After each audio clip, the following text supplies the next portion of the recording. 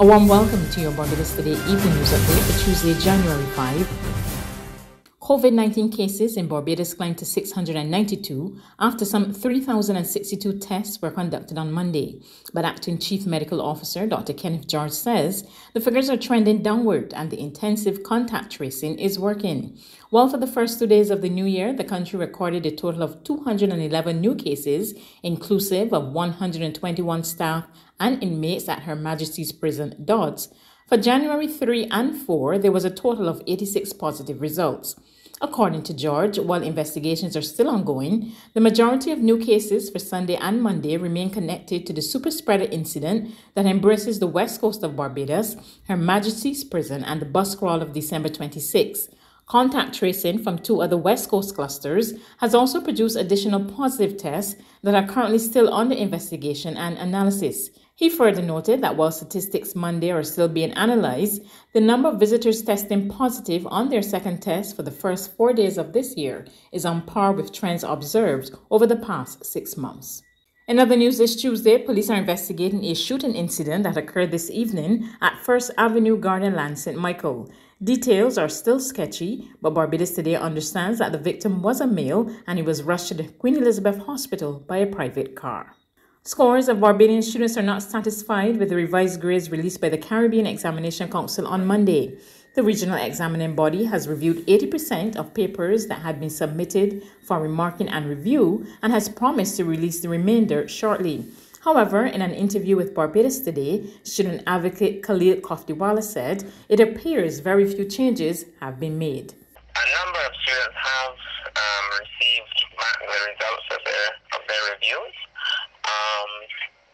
In nearly all instances that I'm aware of, they have been very incremental and sporadic in the sense that if a student might have queried all 4 of the subjects that came for all 3, only one might have been changed, and it might have been changed from a 4 to a 3.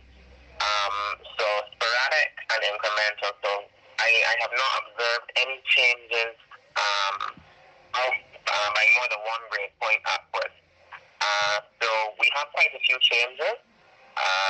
And of course, we are very happy from all of those students who have finally gotten those deserved grades in those subjects. But by and large, there still remains a major problem with many students receiving only partially that which they deserve, or indeed some students have gotten all of their reviews back without changes. Prime Minister Mayor Motley says government is still not at the stage where it will make the wearing of masks mandatory. In light of the recent spike in COVID-19 cases, health authorities have insisted on the wearing of masks in public, but when pressed on whether government is ready to enforce the practice by law, Motley said her administration has not taken a final position on the matter. In many instances, there are as many doctors and medical people telling us that there is difficulty for some persons to breathe. And what I've also learned over 30 years of public life is that when you make things mandatory, people then get penalized and criminalized for the breach itself as opposed to the substance. And to that extent, we have strongly encouraged it. We've seen a large increase in the usage of it. I am disposed, I must tell you, to have a conversation about making it mandatory for indoor activity. But by the same token, for outdoors, I think that the medical people have sufficiently said that the risk is far less there. So that's where we're going in the conversation, David. But at this stage, we need to have some more consultations. There's regional and international news after this short break.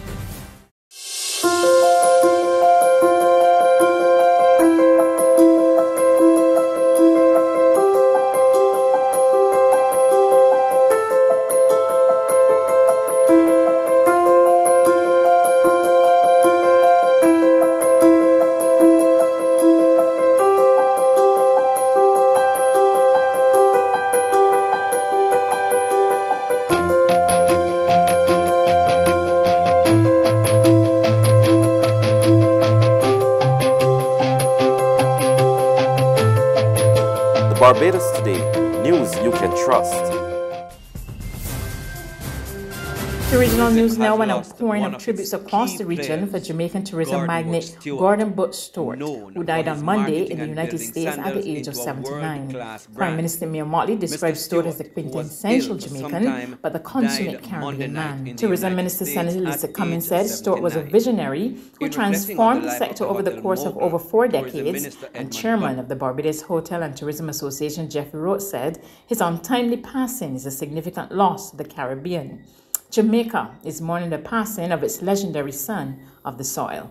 More in this report from Television Jamaica. Tourism has lost one of its key players, Butch Stewart, known for his marketing and building sandals into a world-class brand. Mr. Stewart, who was ill for some time, died Monday night in the United States at age 79. In reflecting on the life of the hotel mogul, Tourism Minister Edmund Bartlett describes him as an optimist who never saw failure. He never sees failure. He always sees the opportunity for success, and he goes after it. As a matter of fact, one of the little-known facts is that he was investing during this difficult time. You know, he was still acquiring assets to invest. So he believed that difficult moments present great opportunities. So he was a source of inspiration to me as minister, and I could draw on him so regularly to get those gems that will help to build my own confidence. Butch was highly respected as the conceptualizer of the most creative and innovative brand. I remember when I worked with him in the Bahamas, and a major brand that is well established now came over there, and they literally copied sandals. If you're going to copy something, that means it's excellent. And they went out with a marketing campaign to say, like sandals, but better. I mean, the entire Caribbean mourns an icon today. Mr. Stewart was the founder of Sandals and Beaches Resorts and their parent company Sandals Resorts International. According to Mr. Bartlett, Mr. Stewart's contribution to tourism has significantly helped Jamaica and other Caribbean countries to make a global impact. Further afield, German Chancellor Angela Merkel said Tuesday she has agreed with state governors to extend the country's current lockdown by 3 weeks, that's until January 31, even as the country's vaccination program continue apace. At this community center, converted into a coronavirus vaccination hub, dozens of people can get injections at the same time. I received the vaccine yesterday, and I'm very happy about it. I work in a nursing home, and a lot of my colleagues will also get vaccinated. Since December 27th, more than 264,000 nursing staff and elderly patients received the first dose of the vaccine. Those figures are much higher than some neighboring countries like France, but now Germany is running low on available doses, and some centers had to close because they've run out of the vaccine.